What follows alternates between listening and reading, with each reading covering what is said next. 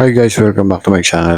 Gusto ko lang i-share sa inyo itong isang lugar na isa sa mga pinaka-iniiwasan kong pick-upan. So, hindi sa sinisiraan ko yung kumpanya or yung warehouse, pero ito is personal na experience ko, no? Tsaka personal na preference ko kung bakit ayaw kong mag-pick up na sa kanila. So, kagaya ng nakikita nyo sa screen, itong booking na ito ay nakabook naman sa 2,000 kilogram FB. Okay naman ang kanyang kita. So, ito ay pick up sa may Lexus Industrial sa may Pasig, si Raimundo Pasig yan. So, ang drop nito ay sa Aguinaldo Highway, Bacoor, bali boundary na ito ng Imus. So, pagdating sa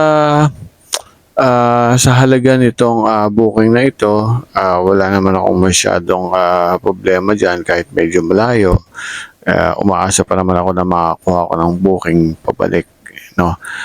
Or sa area na malapit dyan, makakakuha pa tayo dyan. So, ang ayoko lang is yung pick-up location kasi.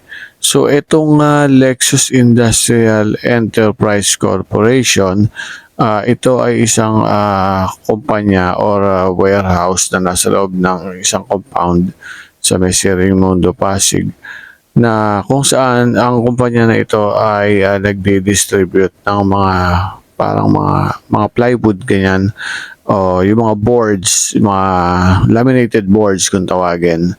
So wala akong reklamo sa kumpanya mismo, wala akong reklamo. Wala din ako reklamo sa mga tauhan ng Lexus Industrial. Actually, mababait nga sila.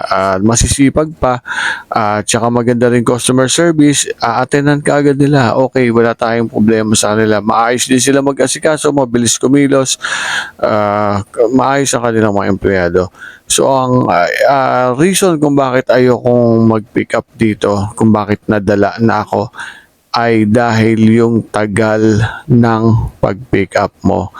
Kasi syempre dahil ang Lexus Industrial ay isang distributor nga ng mga laminated boards, marami silang customer. Hindi ko alam kung anong dahilan. Syempre tayo naman delivery lang. So yung mga customers ang makakapagpatunay kung bakit gustong-gusto nilang pumick up doon, bumili doon. So marami silang customers. So ano yung nangyayari syempre, mahaba ang pila, okay? Although mabilis naman kumilos sa mga empleyado, ina-attenan agad lahat ng driver na magpi-pick up doon, pati yung mga iba walk-in customer, mabilis silang kumilos. Ang bukod doon sa ipipila mo sa loob, ang masakit dito ay papipilahin ka pa ng guard nung compound sa labas. Mahirap umistambay sa labas kasi si Raimundo Avenue na yun eh. So, napaka-busy area nitong Pasig na ito. So, pagka tumambay ka doon, may kalalagyan ka sa mga enforcer. Bakit naman ikaw papipilahin ng matagal sa labas? Kasi hindi naman natin masisisi yung mga gwardiya, no, na hindi ka papasukin or harangin ka habang ikaw ay mabilis na pumasok sa compound. Kasi syempre nagsusunod din yung mga yan sa protocol. Kung marami na talagang sasakyan sa loob, syempre magsisiksikan nga naman ang mga trackers doon, di ba? So, ano mangyayari kapag ikaw ay naghihintay lang sa labas? So, syempre, minsan abutin ka na isang oras bago ka makapasok. Pagdating mo sa loob, hihintay ka na naman kasi marami ang customer na nakapila mismo sa loob ni Lexus Industrial. So, mahina na isang oras sa paghihintay mo dito. Ang masakit yung iba, di inaabot ng 2 oras.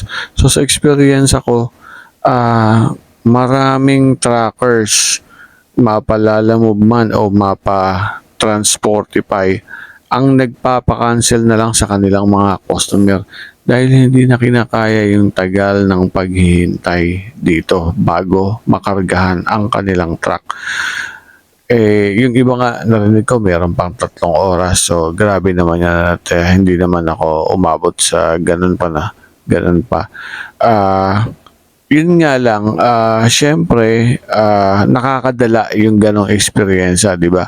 So inuulit ko, wala tayong, masasabing hindi maganda sa mga empleyado ng Lexus at wala rin naman tayong masasabing, hindi maganda sa mga inaasal na mga gwardiya dahil sumusunod lang sila sa protocol. Maliit ang compound sa totoo lang para sa dami ng warehouse na nasa loob nun at ito ay nasa isang major na location pa. So, hindi rin natin masising gwardiya na paghintay-hintay sa labas. Kaya lang siyempre bilang tracker, sayang ang oras mo, di ba? Yung 2 oras na hihintay mo sa loob, nakaisang biyahe ka pa nun. So, kung babayaran ka naman ng waiting time ng kliyente mo, kung sa Lalamove yan, sa 2,000 kilogram FB, 150 pesos lang ang waiting time mo.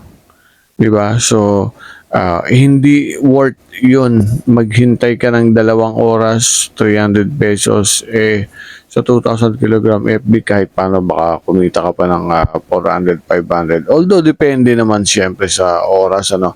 Kaya lang yung pag pumipick up tayo dyan sa lugar na yan, siyempre peak hours yun usually. Anyways, makikita nyo dyan sa mapa kung saan, kung hindi kayo familiar, no? Makikita nyo dyan kung saan located ang Lexus at saka yung Armal compound. Yun yung compound ko nasa loob yung Lexus. So yun lang, share ko lang yan kasi nakakadala yan. Para at least yung expectation nyo, di ba? Hindi kayo aasa na maganda tong booking na to kasi malaking halaga. Pero pagdating mo doon, patay tenga ka pala.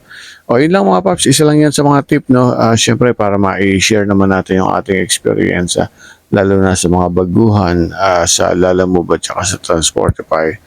Ingat mga paps and happy earning.